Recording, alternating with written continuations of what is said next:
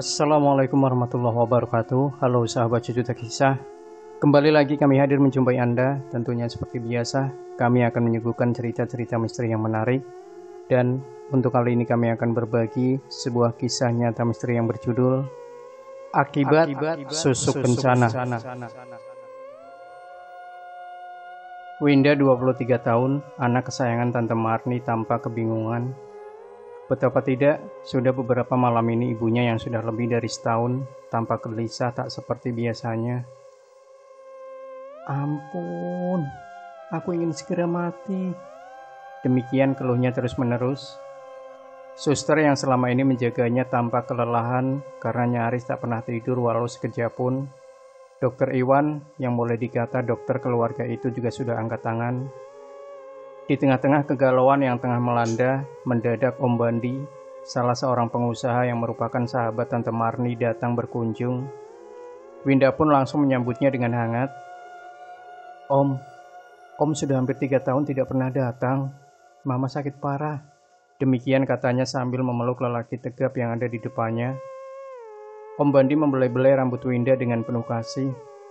Maaf, Om banyak di luar kota, katanya lagi. Ayo lihat Mama di kamarnya, kata Winda sambil menarik tangan Om Bandi. Hah, kenapa jadi begini? Kata Om Bandi terkejut ketika melihat tubuh Tante Marni. Om Bandi menggami tubuh Winda dan mengajaknya keluar menuju ruang keluarga. Di sana, Winda pun dihujani pertanyaan sekitar sakit mamanya. Sementara Om Bandi hanya terdiam sambil sesekali menghela nafas dan berjalan mondar-mandir, seolah tengah mengingat sesuatu yang sudah lama sekali terjadi.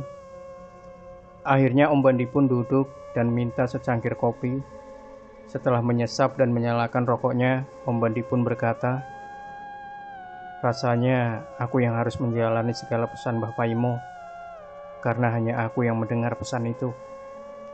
Maksud Om? Potong Winda cepat. 18 tahun silam, Tante Marni hanyalah pelacur kelas bawah yang tiap malam beroperasi di pinggir jalanan ibu kota. Kecantikan dan kesintalan tubuhnya membuat ia mempunyai banyak langganan, dan salah satunya Om Bandi yang kala itu hanya salesman berbagai jenis buku. Hubungan keduanya pernah sangat dekat, hingga Om Bandi pernah melamar dan meminta Tante Marni untuk kembali ke jalan yang benar. Tapi apa daya, Tante Marni bersikukuh untuk tetap bertahan agar keluarganya di kampung dapat melihat dan merasakan keberhasilannya berjuang di Jakarta. Waktu terus berlalu, walau sesekali keduanya saling melepas rindu dengan berhubungan badan. Namun, Om Bandi sudah menikah dan dikaruniai seorang anak lelaki yang sehat dan montok. Agaknya Tante Marni tak ingin kalah, ia juga mengambil bayi perempuan temannya karena sang ibu tak punya uang, sedang ayahnya tidak jelas. Entah bibit dari lelaki mana yang bertahan di rahim ibu yang malang itu, dan bayi perempuan itu adalah kamu, bisik Om Bandi.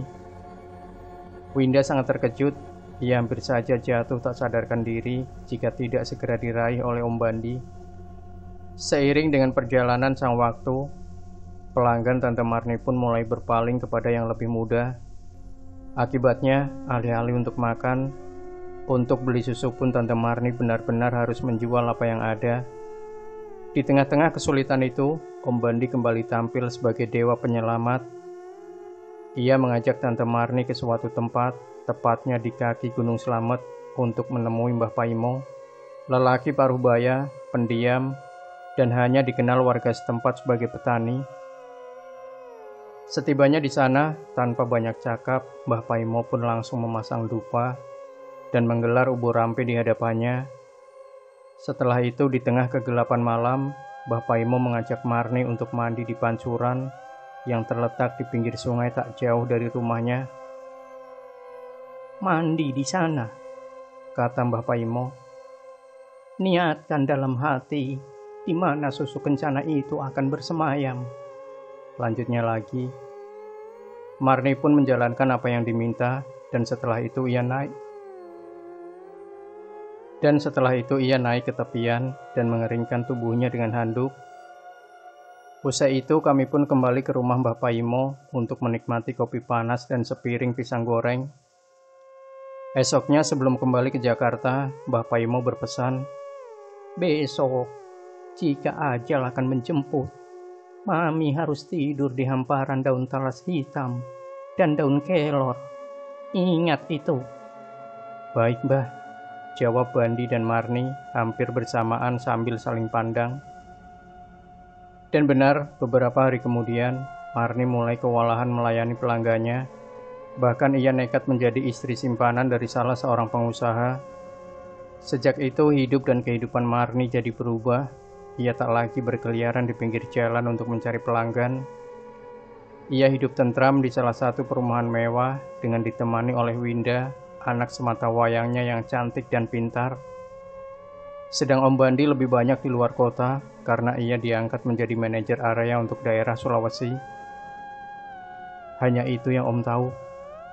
Tapi agar Mama tidak merasakan sakit yang berkepanjangan, tidak salah jika kita menjalankan apa yang dipesan Mbah Paimo, kata Om Bandi seolah meminta pendapat Winda. Sesaat Winda terdiam, akhirnya dengan berputus-putus ia pun setuju dengan usulan itu. Bukan maksud Winda ingin menguasai harta Mama, tapi Winda tidak kuat melihat penderitaan Mama yang berkepanjangan. Singkat kata, untuk sementara tubuh Tante Marni pun dipindahkan. Setelah beberapa lembar daun talas hitam dan beberapa ikat daun kelor pun disusun di atas kasur, kemudian ditutup dengan spray, tubuh Tante Marni pun dikembalikan lagi.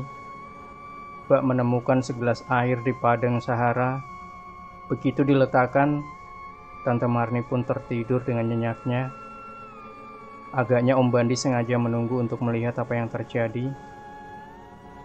Tepat adzan maghrib berkumandang, dari wajah, bibir, dan kemaluan Tante Marni tampak keluar asap hitam kekuningan yang berputar-putar dan melesat keluar lewat lubang angin. Setelah menghela nafas, Tante Marni pun meninggal dunia. Jerit tangis Winda pun langsung saja berdatangan. Dengan tulus mereka mengucapkan bela sungkawa yang sedalam-dalamnya. Maklum, selama ini selain dekat dengan anak-anak kecil, Tante Marni juga dikenal sebagai sosok yang suka menolong tetangga yang sedang membutuhkan. Oleh sebab itu, kebanyakan tetangga berkata, "Sekarang Oma Marni tidak sakit lagi. Kita doakan agar Oma mendapatkan tempat yang layak di sisinya."